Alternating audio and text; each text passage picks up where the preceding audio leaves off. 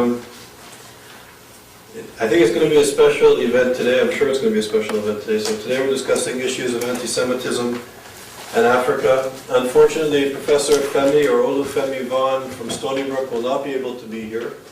Unfortunately, it's sad for us, but it's good for him. He was just offered actually an endowed professorship at a famous university in the Northeast. So he's going there today to sort out his business. They're actually hiring, he's going to be the professor of a new African Studies department at Bowdoin College in Maine. So he's there for good reasons, but unfortunately he cannot be here.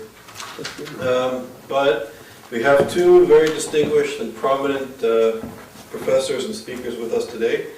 And it's really a great pleasure to be able to host them. And I think it's very important as well. I'll sort of put this in a very brief, concise context. In the work that I do, at least, issues of anti-Semitism, contemporary anti-Semitism, I argue, although there's a debate to this, is changing as the world is changing. We're entering into processes connected to globalization, and processes of globalization are transforming society on all sorts of levels, at an economic level, at a political level, social levels, and cultural levels.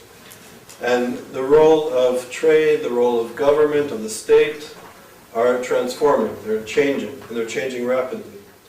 And I think it's very important for us to understand that as the world is changing and processes of globalization are transforming societies and affecting our lives in the so-called first world and in the so-called third world. It's, to me, bizarre concepts that there's first worlds and third worlds and fourth worlds.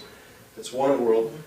But in the center and in the periphery, things are changing. And we can see, in a sense, an expansion of connections between and among peoples.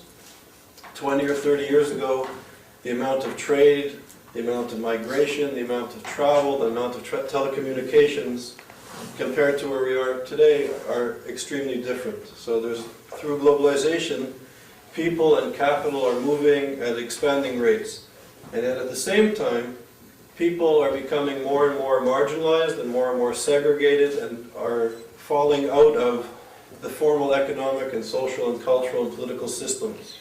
And as the world changes, I'm arguing, anyways, that anti-Semitism is also changing. And the place of the Jews and the place of the State of Israel is also entering into a different phase. And I think because of these changes, it's very important to understand how the world is changing, and within that context, how issues of anti-Semitism is also changing. And these changes are not just taking place in England and France and in Germany and in the Middle East and Iran, which we hear about and read about. People who follow anti-Semitism are obviously for good reason concerned about, but the changes are also taking place in parts of the world that are often overlooked.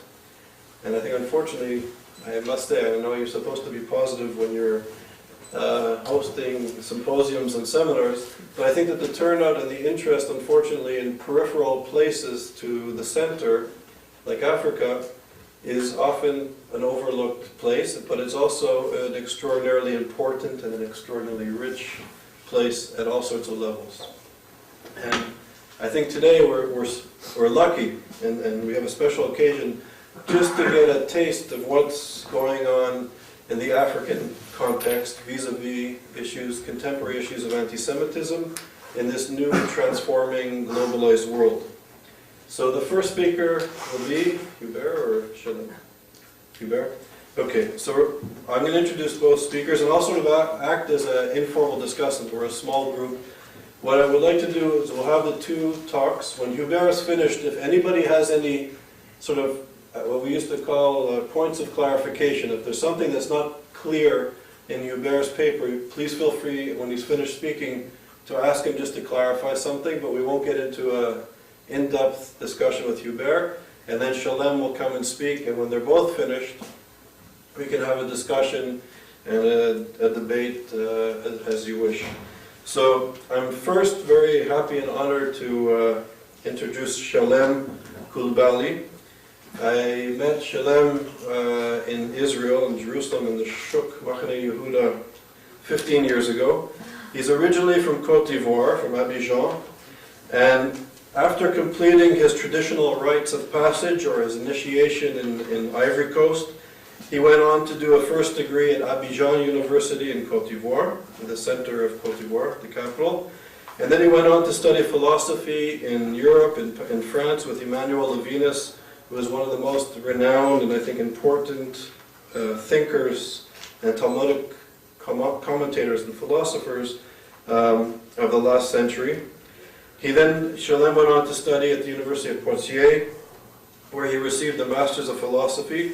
He then went to the Sorbonne in Paris for a doctorate degree in philosophy, and later did a management and business degree at the European Institute of Management and Finance in France. He was a professor of philosophy at Tel Aviv University and at Hebrew University in Jerusalem, and he also was a professor in the Academy of Arts at Hebrew University, where he taught African philosophy and African art. He's returned to Africa, where he's at the university in Burkina Faso, the University of Ouagadougou, where he's teaching philosophy and management. Today, Shalem, who will speak second, is going to speak. The title of his talk is called Negation of Memory, Jewish and African Responses to the New Antisemitism and Racism. To his right, and also an old friend and colleague, Hubert Ngatcha Njila, is originally from Cameroon in West Africa. He was here at Yale for many years, and this is where we met originally. He holds a master's degree in economics and finance from the University of Pierre Mendès in France, in Grenoble. He has a master's degree in political sociology from the Sorbonne University, and a PhD in North American Studies and Political Science from Ecole des Hautes Etudes et Sciences Sociales in Paris. From 1998 to 2004, he was a teaching assistant and a PhD candidate in a joint French-Yale University PhD program. So he was here at Yale University, based in the political science department. While he was at Yale, he also served as the executive director of the Center for Race and for the Study of Race Inequality and Politics. He was the coordinator for the Sangha River program here at Yale, and a postdoctoral fellow at the Gilman Lerman Center for the Study of Slavery, Resistance, and Abolition at Yale. Professor Ngatcha studies North American institutions and political history and how racial identity influences public policy. Today, Hubert will take his expertise and look at how the 9/11 attack on the United States was perceived in Africa in terms of its relation to anti-Semitism. So it's really an honor, and I'm happy to introduce Hubert to you now.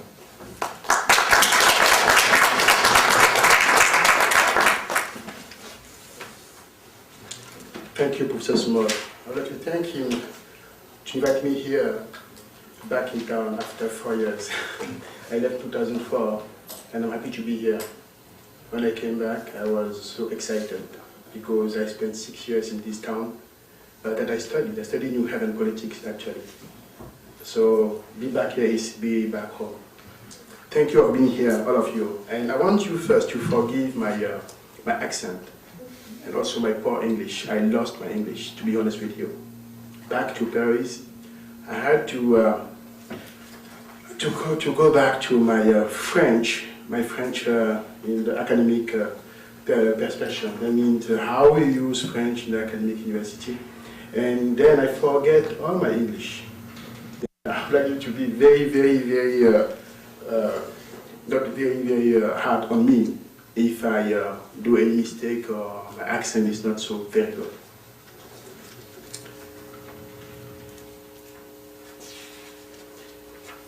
I want to ask you a question before I get started. How many here have read and heard about anti-Semitism in Africa? How many of you? You heard about it? Okay, 1, 2, 3. So in this room, just 3 people. It's very interesting. So we're going to move this discussion further. I'm asking the question because in my research, to find the sources to locate the information about anti-Semitism in Africa was very difficult. I mean by that, anti-Semitism in the sub-Saharan Africa. Then I don't know, you raise your fingers, but I don't know if you mean by that the sub-Saharan Africa. So I didn't find information, and I'll be happy to hear about that.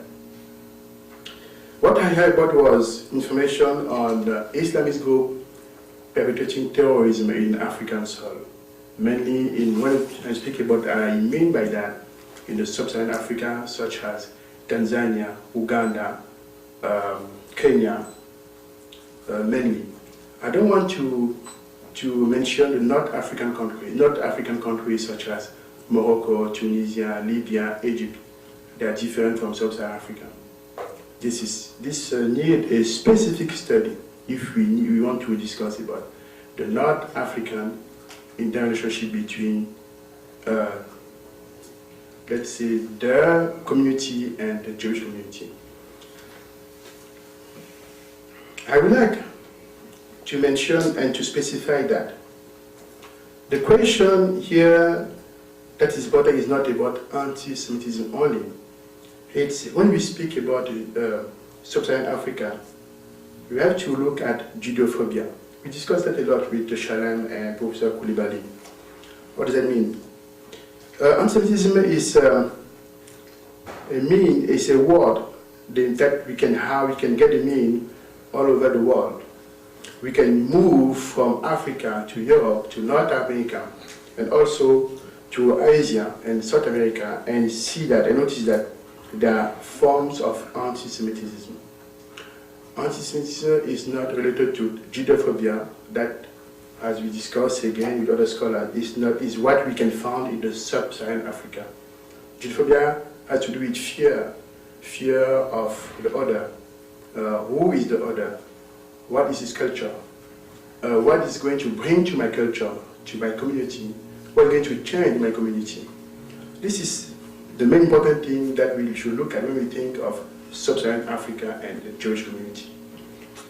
Of course, there are other pieces, other way we can look at the relationship between the sub-Saharan Africa and the Jewish community, as well as Israel.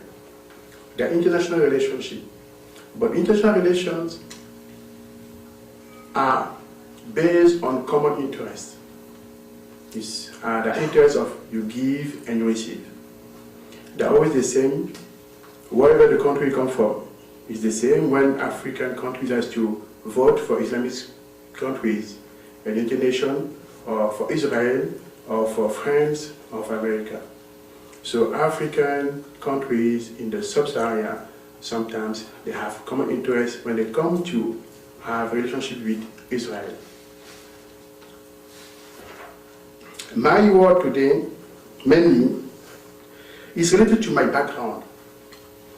Why? Because when I started to study North America, scholars were surprised. And it's very important to notice that in Africa, you don't have scholars who are studying Jewish as a community or Jewish or Israel. There are exchanges between the states, but they are not specialists of Jewish studies in Africa. I was surprised to notice that Professor Shalem spent 10 years, 15 years in Israel, and also he used to study at the yeshiva, as well as the university. He used to use that yeshiva, and he speaks Hebrew very well. I was surprised. As someone who left Paris, we were friends, and decided to study in the United States, in order to go back maybe in my late years to start to teach Africans about North America. Professor Shalem influenced me a lot because there is a need in Africa of African scholars or Jewish scholars who can teach or who can do research on between the two communities, each community, but also the relationship between the two. It's very important. How do we exchange our culture? How do Africans from Sub-Saharan can learn about the Jewish community, and how also African can learn about Jewish community can learn about African culture? That is very important. That's why I decided to study North America. So, as my field of study is the United States and Canada, I decided to start with the 9/11. Why? As I noticed that the terrorist attack in the United States was related to the Islamic groups. One can understand that it was easy for me to question myself as a scholar. What are the causes of this attack in the United States? How can one interpret the acts that were perpetrated by terrorists here in the United States? What were the impact of those attacks in the United States as well as outside in Africa?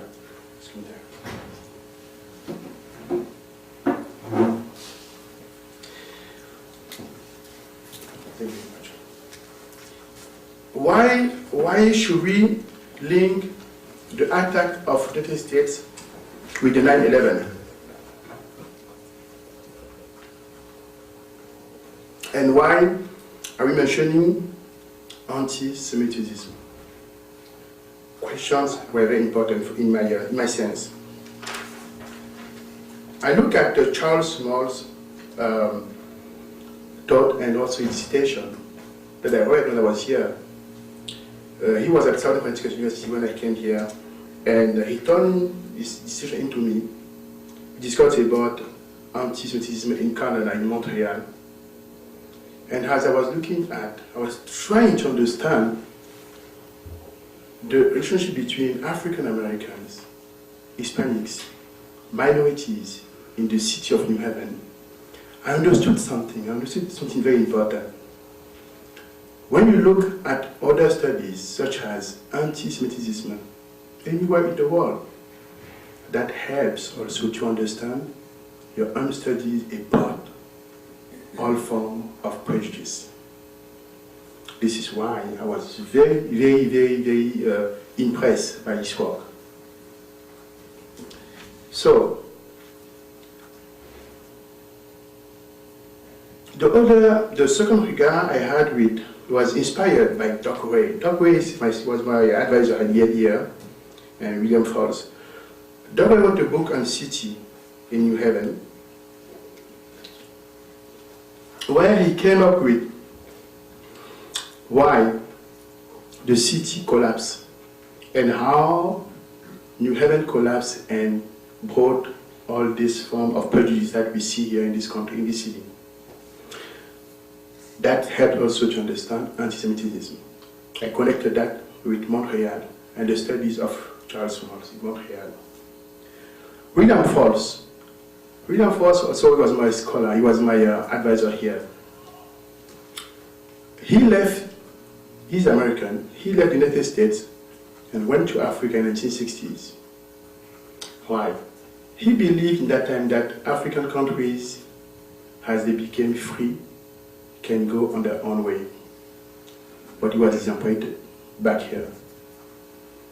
After decades, he told me that he was really disappointed.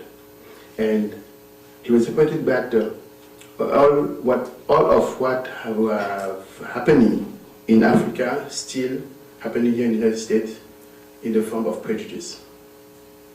So, bringing this Charles Smalls, Canada, Montreal, anti-Semitism, my study of New Haven and prejudice in this city, study of scholars that I have to interact with, to deal with, that influence also my thoughts. That's why I found that to talk about things in Africa was very important. And the first thing I was really, really, really disappointed was that I didn't find information on such events. I want to recall you the 9/11 attack.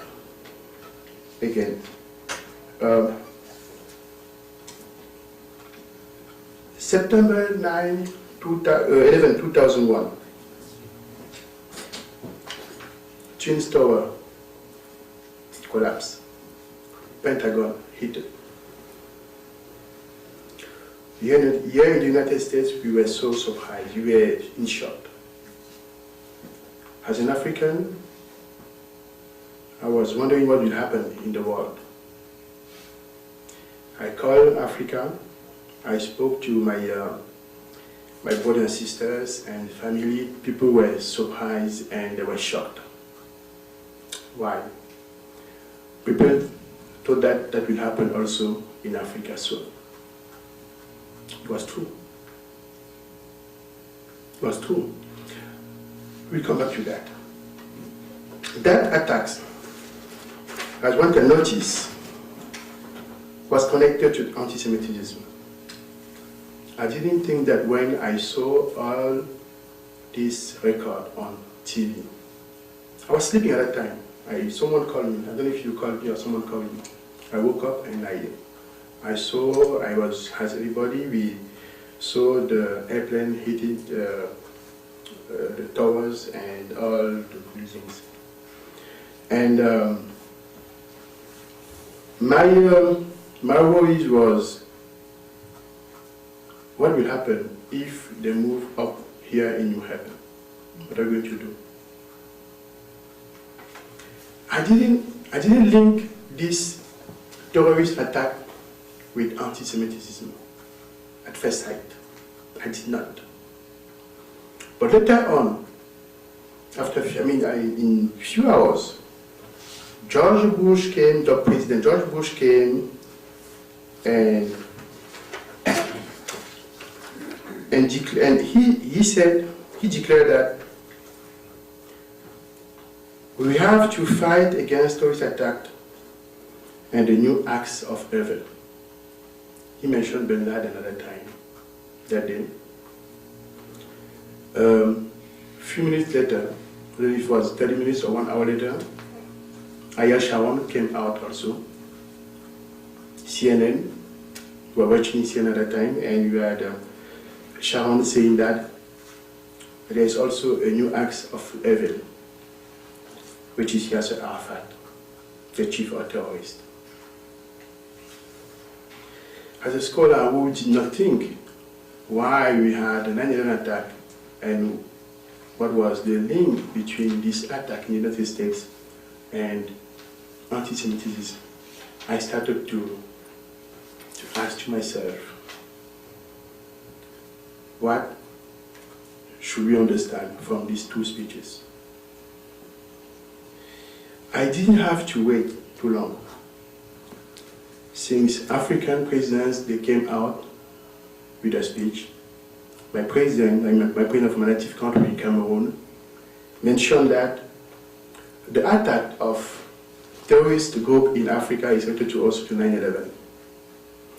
We had one missile that blew one airplane. I don't know if you remember that story in Kenya. That airplane was filled by Jewish people mainly. I think it was 81 or 85% of Jewish people. That attack took place in African soil. This is how I came to ask myself as a scholar, we have to see how we can understand what's happening in the United States and what's happening in Africa, what's happening to the Jewish community, the Jewish people.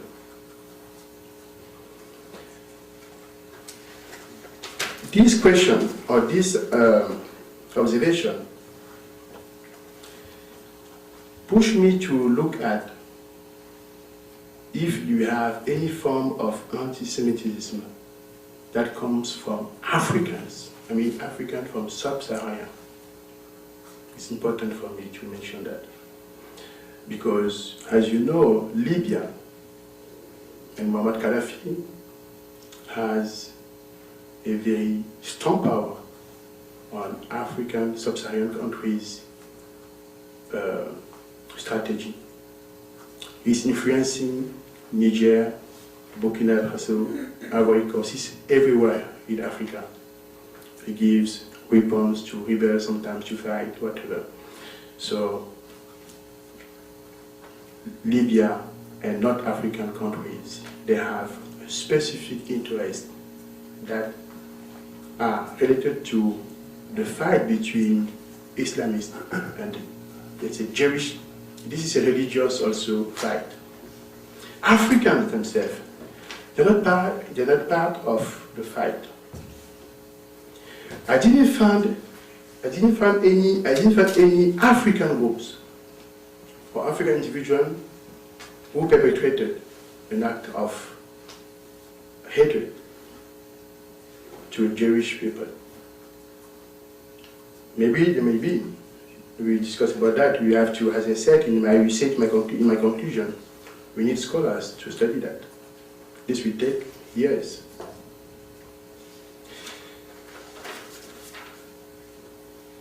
As an African, I would like to finish my presentation by discussing what I think about anti-Semitism and racism. Racism in the sense of hate of someone because he belongs to one community or one race or color or whatever. In my sense, anti-Semitism is exercised in the context of a strong stigmatization and ostracism. That is part of the identification, of social identification of a Jewish. It's a phenomenon that we have to look at the individual dimension as well as the collective dimension. When we speak about anti-Semitism, we think at illegal exchange that characterize the way visible or non-visible people in relationship have to exchange. I perceive some obligation that implies the reject of the other. In French, we say négation. La négation, ou du moins l'indifférence. I think you will come with negation mainly. L'indifférence, we say in French, indifférence au consentement. That means the reject and at least indifference of consensus. Consentement will come with consensus. And for me, we cannot speak about anti-Semitism without mentioning marginalization. Anti-Semitism and racism, they are linked. Racism about Africans, racism about Hispanics, Asians, racism about people from different colors. I think we can separate forms of racism. Anti-Semitism is a form of racism, in my sense. That should not be accepted in this world.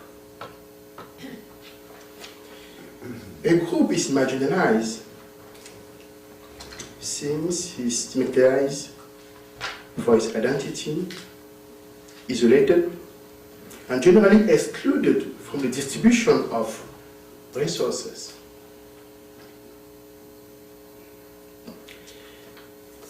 I think the tools employed by the dominants are principally ideology that drive to consider others, some people as others.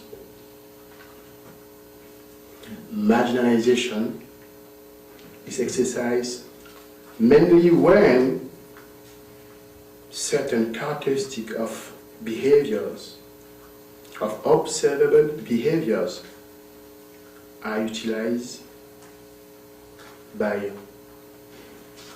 small minority of people.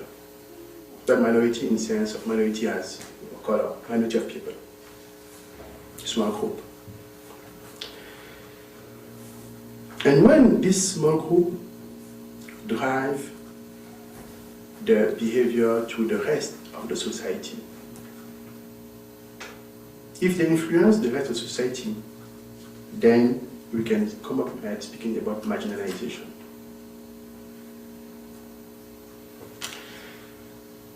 In my sense, American Indians, Native Americans, and these rebels in India, Jewish out of Israel is very important. Jewish out of Israel.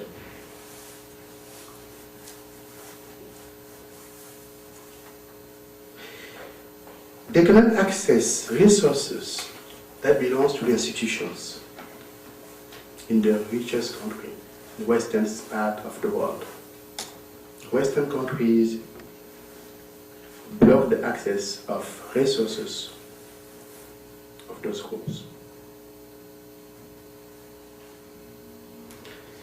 Although some people may come up with the fact that some Jewish have access to resources or institutional resources in the dominant countries, we have to denounce the reality. The reality is that even when they have access, they are still stigmatized as others. In my study, we can discuss, I can come with that in hours and hours.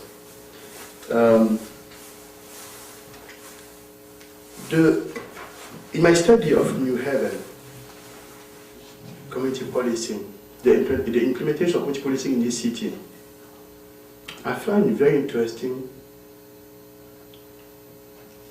I want to say topic, to study in the future. I noticed that Jewish were also hatred, not only in New Haven, in New York. I came up with the fact that we have to study, this is a little program that we have to focus on. And some people are not aware of that. So, I'm going to go, my definition of racism and antisemitism can take too long to discuss about. I feel my paper posted, and I hope Charles Professor Small will let you get access to that paper. I would like to conclude, and I cannot speak about my definition of antisemitism and racism. Conclusion and my suggestion.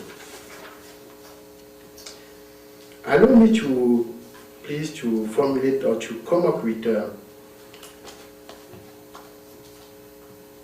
new research to be conducted as regards with this topic. I believe that there is no program, no department of African and Jewish culture in African universities.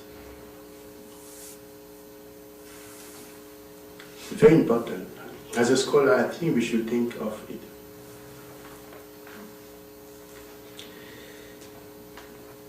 I also believe that, as the rabbi said, for instance, as the rabbi said to Shalem yesterday, I think you should, or you may teach the 7 law of Noah in African universities. I think that's very, very important. Mm-hmm. It's very important. And while I left France in Paris, decided to study North America,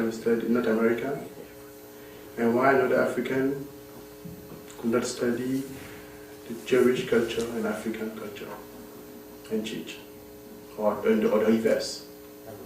That are the new pace, new way we have to, new road we have to open. I want to warn you, this will take a lot of time. Research, in that sense, may take 1 generation. As a scholar, I took 10 years to do my book on New Haven politics. And we know that if we want to speak about the Jewish and African culture, we need at least one generation to train. In Africa, in Israel, here in America, wherever, and then we can come up with new things, new research scholars or academic who can help us further those thinkings. The researchers or students will focus at looking at the manifestation of anti-Semitism in Africa, here in the US, by Africans maybe, and the reverse also we learn. They are to look at the behaviors. They may conduct monography of people, of groups, of community, and various methods of study could be used in that sense. A scholar who wish to do that, I want to warn him about certain things, of course. They will have to narrow the space of study. They have to define population, because when you study Tanzania and Kenya, it's not the same when you study Cameroon. Tanzania and Kenya is on the east part of Africa, they are close to Middle East. Cameroon is in West Africa, it's not the same. But we have Muslims acting in north of Nigeria. Luckily not in north of Cameroon, not yet. They may also have to go on the field to conduct interviews. We have to build how to find sources, documents. We have to look at how they will be able to analyze books in that sense. There are problems. I want to warn you about the limits and the difficulty of conducting this. We have to look at the time they have to spend on that, the budget. It's very difficult now to conduct research without having enough resources. So I will finish here by thanking Professor Small for inviting me here to speak about this very, very, very important subject. And I hope we can further the discussion on my definition of anti-Semitism racism that may take hours. I'm sorry here it wasn't, I wrote 17 pages, but it wasn't enough to come up with. So thank you very much. Before Hubert sits down, not to ask questions on the content of what he had said, is there any points of information that you need to clarify? No? Okay, so we'll continue the discussion after Shalem gives his paper.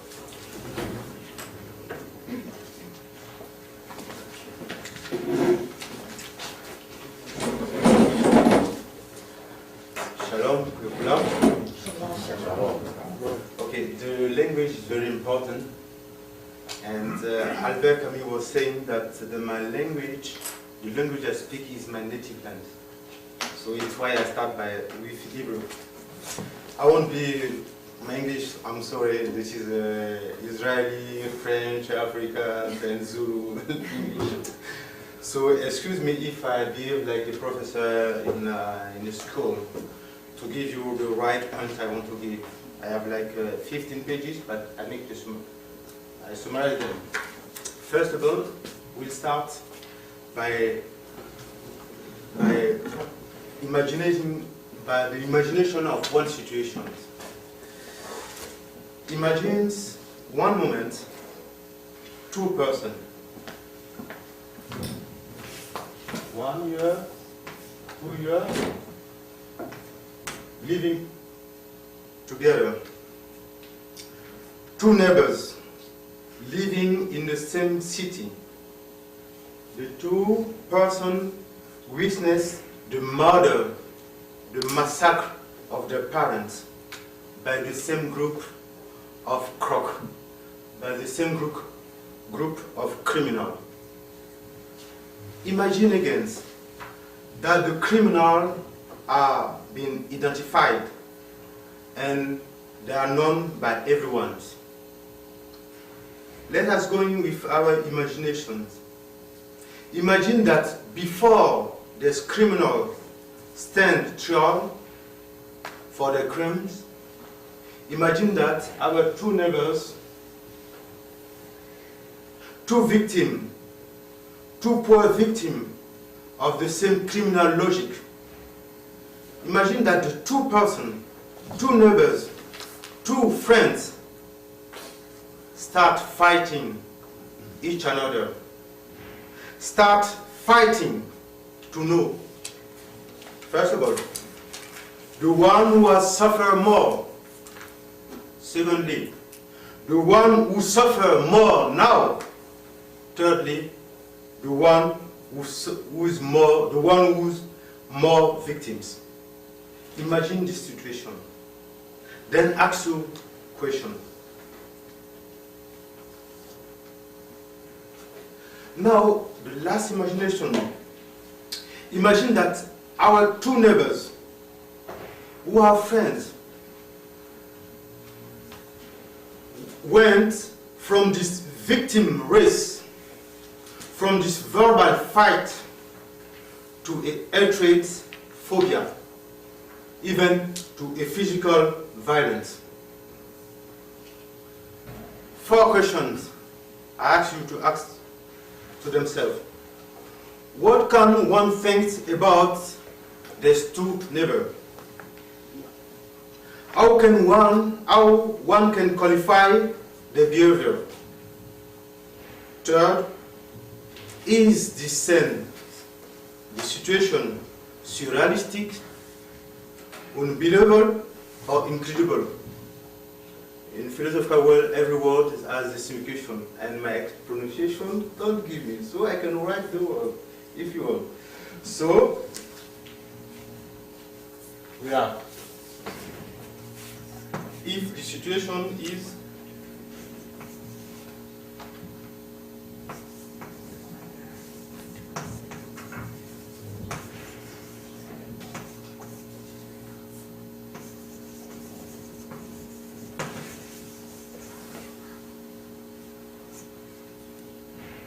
or surrealistic.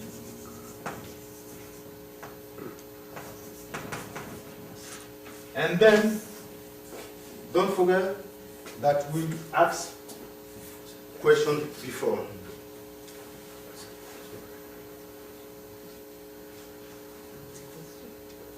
The situation can be filled. If we say two neighbors, we can say is a Jew and an Indian.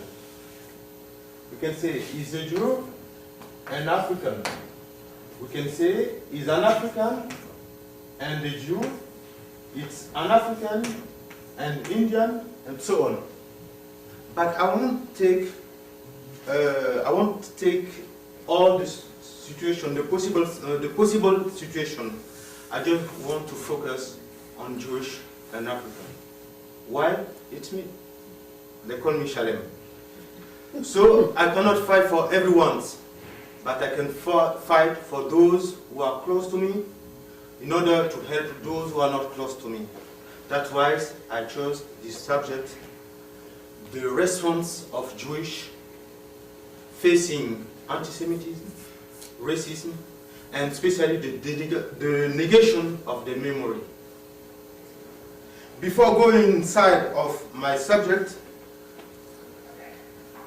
I would like to give a kind of definition of memory, which is very important to follow what and how I want to make this Jewish and Africans come together and fight anti-Semitism. First of all, in philosophical way, people think that memory is only psychological things. But the definition I give is very close to Bergson, who was a philosopher. Memory is organic. Memory is linked to body.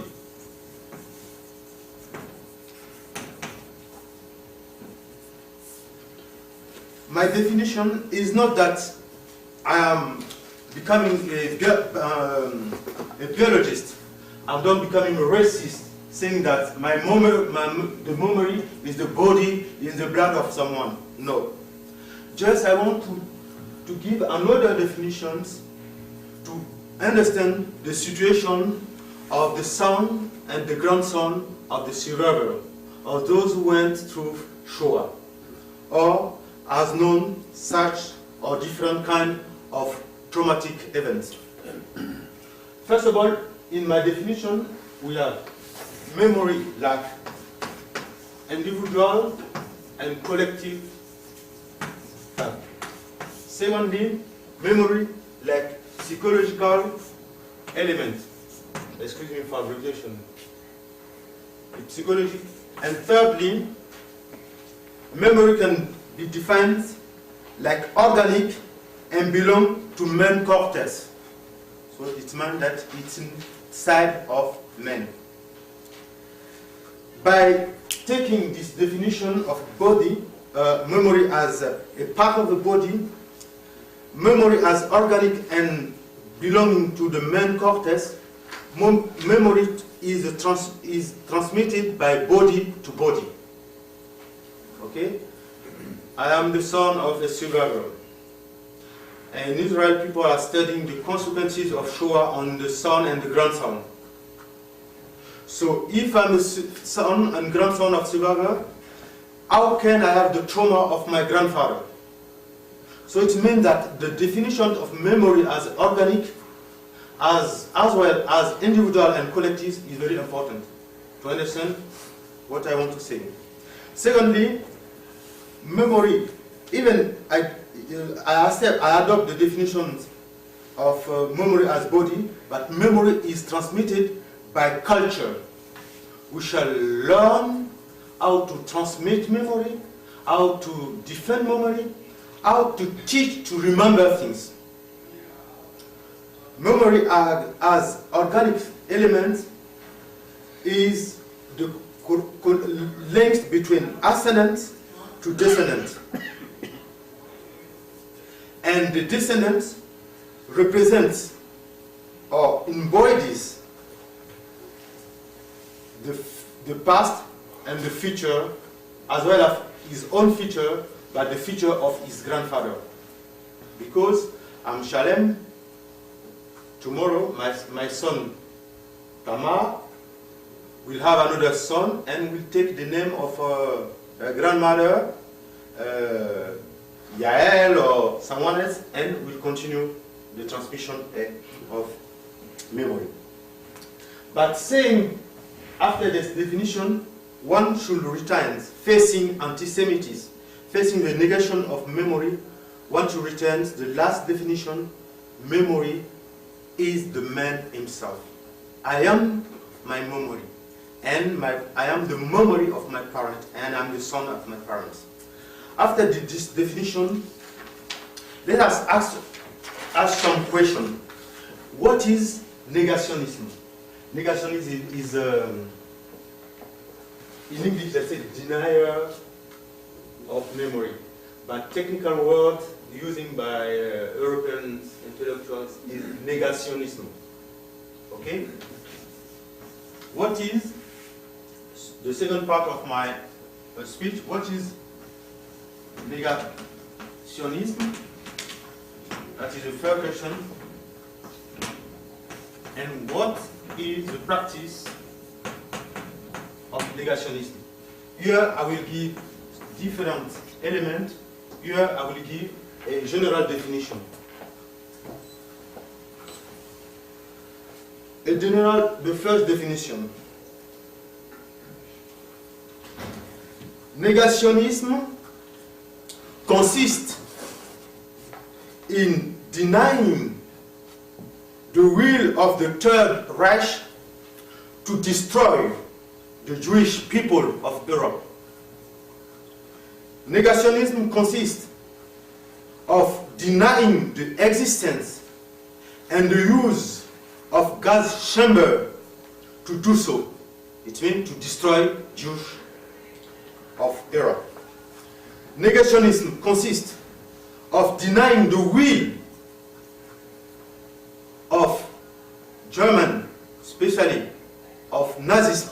to destroy systematically Jewish people everywhere they are. That's definitions as a kind of practice. After focusing their will on Jewish people, the new antisemites and racists as a kind of practice. Before I give the 4 different practices, I think very important to know concerning the negation of memory, I would like to give 2 elements who belong to philosophical area. First of all, every kind of negationism has a kind of metaphysics.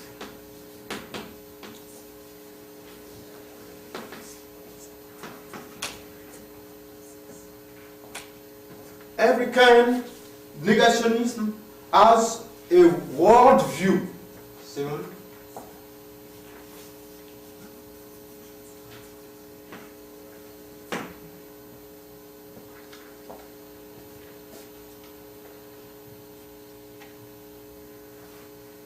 An anti-Semite, a racist, a man who denied the Shoah, is a man who behaves according to his worldview and according a kind of metaphysics. Metaphysics, that means the definition of being. Who is the other? Now let us give 4 or 5 practice of negationism. First of all, nowadays, my English is not good, so let me write so you understand what I want to say.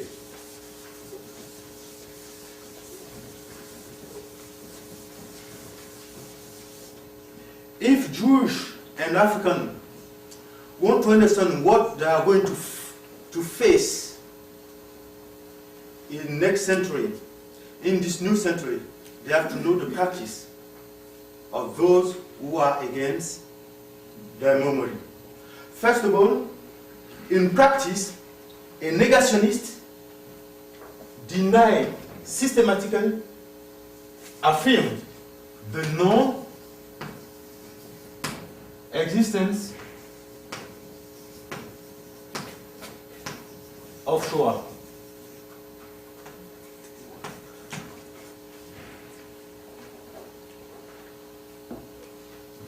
Or it can be of slave trade. The negationist will say, for example, the Shoah never exists. The Shoah is a narrative of Zionist or Jewish. That is the first act of negation. Then they deny the existence of gas chamber. Secondly, they say excess of memory.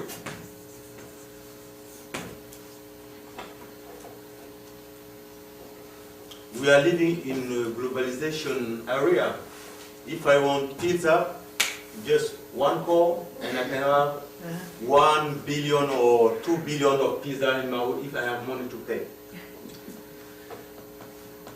And people like to buy things today and tomorrow they throw it. We are rich, we can buy this car tomorrow, 2 years after we. And facing the memory, some people in Europe say that we Shoah, the memory of Shoah, the memory of slavery, the memory of colonization, too much. You speak too much about it. We fed up with your Shoah. We fed up with your slave trade. We fed up with your colonization. We fed up with you. Don't forget, memory is the man himself. So when they say we fed up with the memory, they say we fed up with you. Thirdly, they say it does not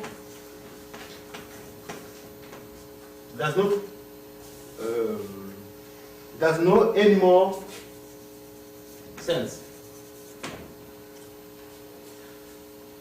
Make sense. It does not anymore make sense. Here, it's the practice of minimalization of the memory. Is the banalization, to take a word of Hannah Arendt, is the banalization of the memory. Here, what consists the practice? The practice consists by make comparison between memories. They will go to take the case of Rwanda to say that is a tragic event like a Shoah. But no, Rwanda is something that belongs to Africans themselves. But in the case of Shoah, it's facing two nations, two different people, and the will of someone to destroy another one. In the case of Rwanda, like in the case of in Western Europe, between the Balkans, it's a problem, internal problem. But in the practice of negationists, they will say, they will make a kind of banalization and say, sure, doesn't make sense. We have Rwanda, we have Sudan, we have this. Oh, so sorry, I want to see a movie. That is the practice and that is the attitude. Finally, the negationists lead this kind of discourse, lead to the refusal of political responsibility, social solidarity with those who incarnate and embody the memory of those who have been killed by Nazis. The last element is axiology, the practice of axiology. It means evaluation of the memory. In axiology practice, we can underline two elements. First of all, is the transvaluation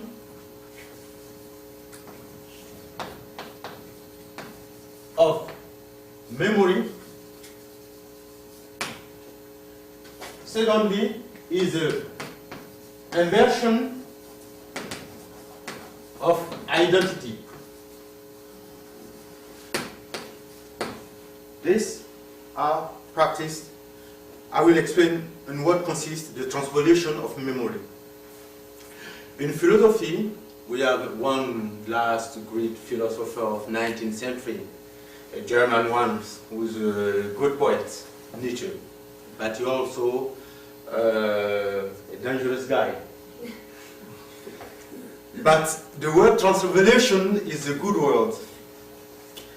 And those who deny the memory, those who work for the negation of memory, want a kind of transvaluation of the memory.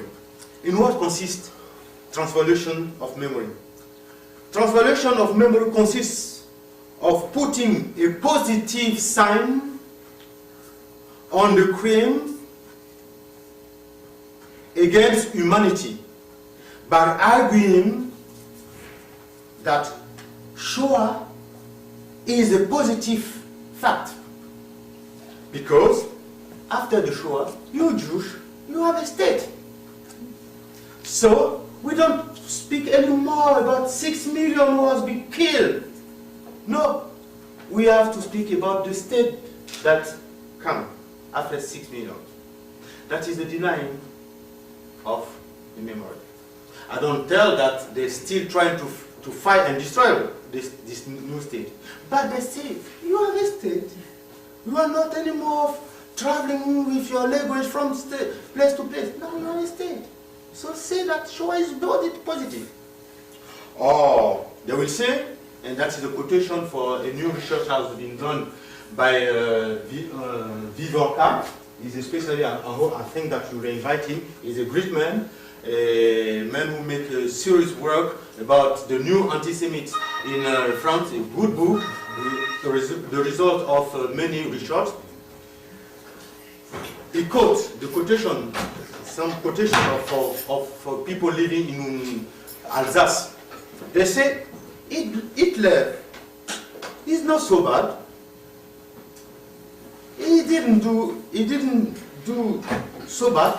Saying that, now you have a state. That's his quotation. That's people today are speaking like this in Europe about Jews.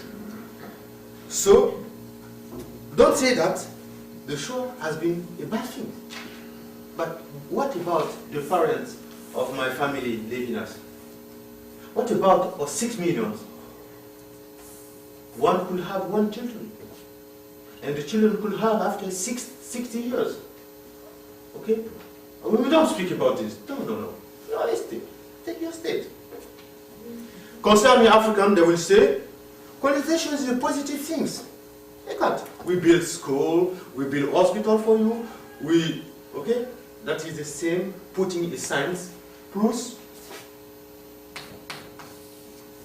at the end, in the transvaluation of memory, bad and good are the same things. There is no more value. We are over, beyond the good and the bad. That is Nietzsche with. Concerning trade, they will say, no, we give you the means to save your soul. Now you can go to paradise. You don't know first the way to go to paradise. With slave trade, we save your soul. So now you can go to the paradise. Even you can speak French. So I speak French. So that is practice. And the last practice element, the inversion of identity. In what consists the inversion of identity? The inversion of identity is the extreme way to deny and to destroy the memory and the memory of those who died and the memory and the life of those who embody this memory. It means the son of the survivor. Okay? In practice, the inversion consists of inverting the culpability and the responsibility of the criminal on the victims and their descendants. How they proceed? Look at, I'm going in the street. Perhaps I look at a girl and smile to her, and they want to make me something bad. You have to justify yourself as the descendant of a survivor, that you are not guilty, that the criminal, the son of the criminal, has inherited the criminality of his father. So as a survivor, or as the son of a survivor, you have to justify your life. Don't forget, memory is the man himself. Memory is individual and collective. In the inversion of identity, they accuse Jewish people to be responsible of the Shoah. They will say they were capo in the concentration camp. That is the case. You find many. If they were capo, so what? In the case of Africans, they would say, you know, the conquest of Africa has been done perhaps by 100 white soldiers, but they have an army, and the majority of the army were black. So who make the conquest? We are talking about world colonization. That is discourse that come by those who refuse and want to turn the responsibility and the culpability. One of the last elements that is adding here in the inversion of memory is to speak about the context. They will say we are now in globalization period. We are living in Judeo-Christian civilization. If it's Judeo-Christian civilization, it's your civilization. You belong to this identity. Your identity belongs to Judeo-Christian identity. Or your identity is Francophone. Even I speak French, you know that I'm English, you know that I'm English. I'm a French guy. So they can argue with civilization, political space, and say that, okay, it was my father who killed it was my grandfather who killed your grandfather, but don't forget that we belong to the same civilization. So the Shoah has been done by our civilization. So the hour is here to break, to deny, and to make confusion between victims and criminals. In that case, the last case, in the inversion of identity, you are the victim and their descendants are caught in a social and cultural habitus. Habitus is a social framework to show that there is many elements that people are living inside, and they are also producing the same element. So we are living in the same culture, in the same political space, so we are responsible for everything which has been done in this civilization. So why are you trying to defend or to speak every time about your memory?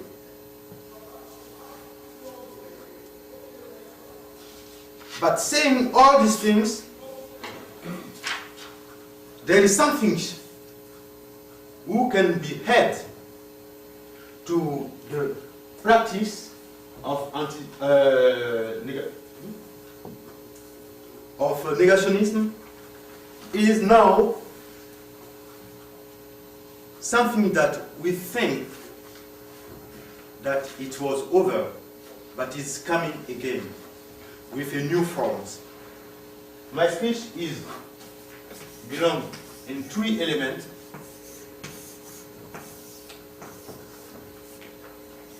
Negation of memory, anti-Semitism, and racism. Okay? This we already 10 minutes. I will finish in 10 minutes. We already speak about this.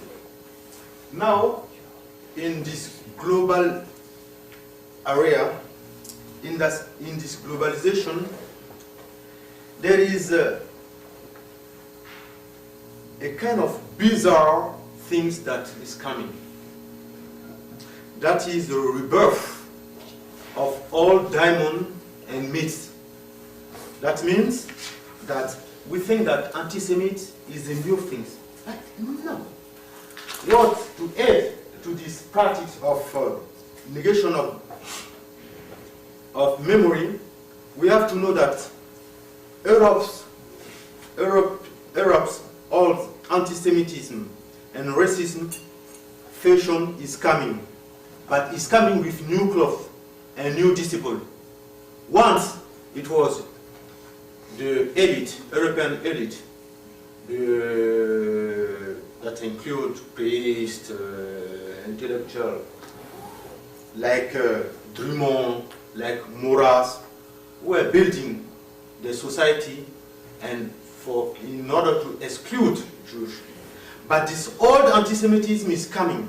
But it's coming and it has been married by new persons, including Africans, including Indians, who really have never seen Jews, but in Africa, not sub-Saharan Africa, but in some part of Africa, let's say the north, the south, and the eastern, the old anti-Semite and the new anti-Semite has its own discipline. And this anti-Semitism, which is coming, gives itself the face of progressist, on the name of human rights, on the name of equality, on the name of global area. Everyone has the right to be anti-Semite. Frankly anti-Semite, to say what you want to say. If I want to deny Jewish memory, I have the right of freedom and speech to say what I have to. That is the new form of anti-Semitism, which is also approved by Africans and by those other persons. Concerning Africans, the old fashion of racism, like the racism of Jules Ferry, Gambetta, are coming again. This kind of colonizer becomes nowadays arrogant, as the new anti-Semites are arrogant. In Paris, we all know, there is a new group of black people called themselves the tribe of Ka. At the television, I was in Africa teaching, and I never have television. So I was I was at the place of a friend to see a football match, but before the soccer, we see French news, and at the television there is a black who stand and say that, okay, at the Rue de Rosier, where there is many Jewish shops, okay, I'm anti-Semite and I support it and I defend it. If to fight the Jewish is to be the Jews who attack the black, if to fight them is to be anti-Semite, so I'm anti-Semite. But this kind of arrogant anti-Semite is coming with also the new discourse on colonization, which is also arrogant. So saying that anti-Semitism became a fashion in the sense of modernity, modo. Modo is fashion and also a problem of taste. If you consider the new anti-Semitism like a modo, a fashion, you have to think about an element, a person in the Bible, Nimrod. You all know the construction of Babylon, the Tower of Babylon. It was a problem of fashion, the cloth. Kind of cloth Nimrod wore and trying, on the name of gathering humanity, he was trying to kill God himself. And the new anti-Semitism, with its new disciple, the new racists, are also wearing the same cloth as Nimrod. On the name of human rights, on the name of all is a law, we can do what we want, we can do what we think as free person, as free individual. Our new nation, our new state, allow the racism, the exclusion, and also the will to kill. I have just two elements to finish, just 5 minutes, okay? The last two element is what could be the answer of Jewish and African? On what basis? On what basis African and Jew can be together and to find solution together?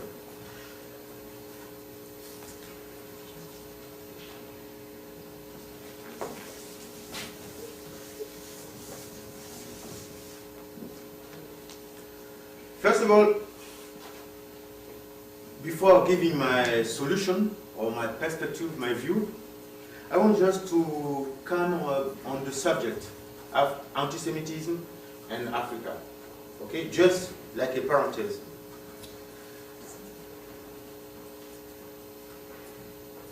We are in globalization period.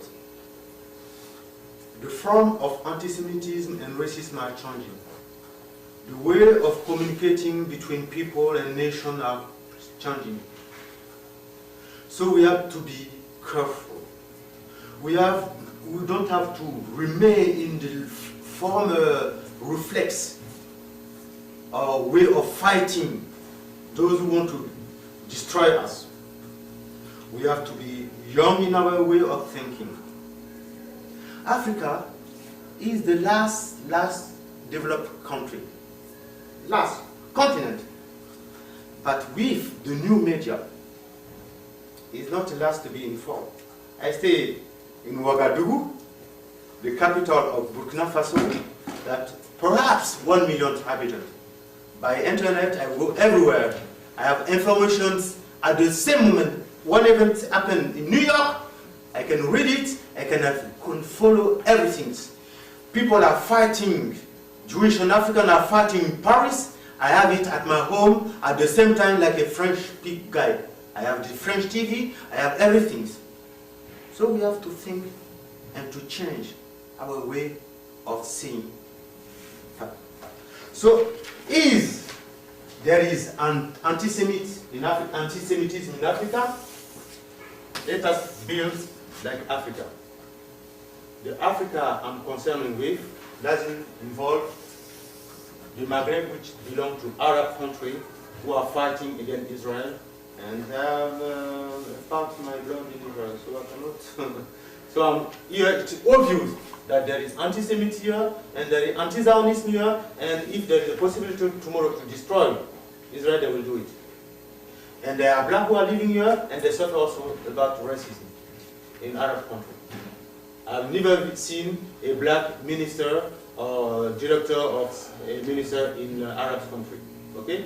I've never seen a Jewish who is a prime minister in Arab country or deputy. But in Israel, there are Arabs, Palestinians, who are deputy and the right to vote and the right to say everything. So, I want to speak about this part of Africa, South Africa. I don't speak about Kenya. I'm speaking about West Africa and Central Africa. Here is the bad part, and people are more and very organized. They are going to have Union Africa, but West Africa is leading. West Africa is leading. So when I'm speaking about anti-Semitism in Africa, in South Africa it exists. Remember Durban 1, and we're going to have Durban 2. So here we have the way, the key we can fight or defend Africans to become anti-Semite or our brother to become racist. We have to do it. We have to use all the means. But in this part, do we have the anti-Semitism? I say no, not yet. But we have all forms of anti-Judaism, which come from monotheism, Islam, and Christianity. Okay? So, anti-Semitism cannot be, we cannot make separation between anti-Judaism and anti-Semitism. We cannot make difference between anti-Zionism and anti-Semitism. But if we want to make the intellectual more or less action, you can say in sub-Saharan Africa, the anti-Semitism is coming. And what could be its face? Its face will be according what we have in France, what we have in England, what we have in America. So the coming anti-Semitism in this area will belong to the following elements. First of all, media, in English and French media. They have media, they are radio, they are television. So people catch this television and they have the news. So if tomorrow there is anti-Semitism, if you want to know the facts, you have to follow this media. Secondly, thanks to globalization, we'll have also anti-Semitism. Perhaps the first time they won't see the Jews, because if they see a Jewish in the street, they never say this is a Jew, so they don't know. But it's coming. The media of information and disinformation of former colonizators will help the coming of anti-Semitism in Africa, in this part of Africa. The monotheism, Christian monotheism, and Muslim monotheism with their anti-Judaism will bring, by theology and political theology of Islam, they will bring this kind of antisemitism. And let me say that right now in Benin, that is one of my friends with whom we created the first association between Jewish and African in Paris in 1998, told me that the Iran people, Muslims, now they have mosques in Benin. And they are in Burkina Faso, Ouagadougou. They just now start helping people. Okay? They help. It's to help. And secondly, how the anti-Semitic will come in Africa, it will come from the influence of black or Afro diaspora, open Africans. And the last, which is not very interesting and to her, is also there is many Africans who are living in Israel. They are illegal people. They don't have the right to stay there, and sometimes there are problems with police. And those, when they return, they can have a kind of resentment. Like in West Africa, many people now don't like French people. When in Africa the war started, they arrest 2 Israeli people. When they say we come from Israel, okay, let's go. But with French people, the game is another game. So that was the parenthesis. The last things. What are the solutions I'm going to give? There is solution. We have many solutions. First of all, I see 3 kind of solutions.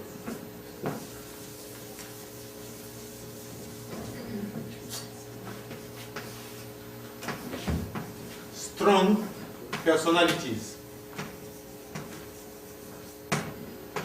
2, cultural.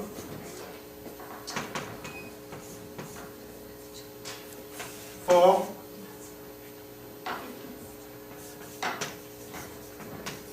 politics and economy. For the first thing, first element, we have, as Jews and Africans, to work with strong personalities, people well known in both nation communities,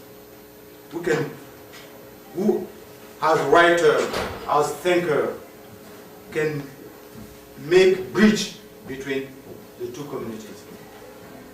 Strong person who can support, discuss, and speak to another, and to fight inside themselves any kind of anti-Semitism. The second element, cultural. We all know that every time when Jewish and Africans start to work together, the face of the world changes. Remember in the 60s and 70s, when Jewish and African, the Rabbi Ecole, people are new journalists in France, Daniel Morgan, they left France here with the Rabbi. They together with many people, Jewish associations, organizations. When they start working together, they can change the face of the world. That is real. So in the cultural part, we should remember people. Remember the actions, the behavior of the past, great past person. Okay? And the third element, the third one, excuse me, the last one. The political element is what? To accept that, it's very hard to work between Jewish and Africans. There is suspicion. Those who in Paris, they say, oh, you have been sold to Jews. That's what they say. And Jews say, can we trust him? So there is suspicion. But we have those who believe that the relation between African and Jew can change. Those who believe and those who want it don't have to take into account suspicion. They have to work together. But the last element, it means that they have to, intellectuals, businessmen have to create associations in order to meet and to work together. And I'm sure if there is tomorrow African anti-Semites, there will be the few. Even there will be fight by African men. If there is a Jew who want to play with the game of racism, will fight him, will help him to come back in the Judaism way of seeing human beings. Toda Rabba.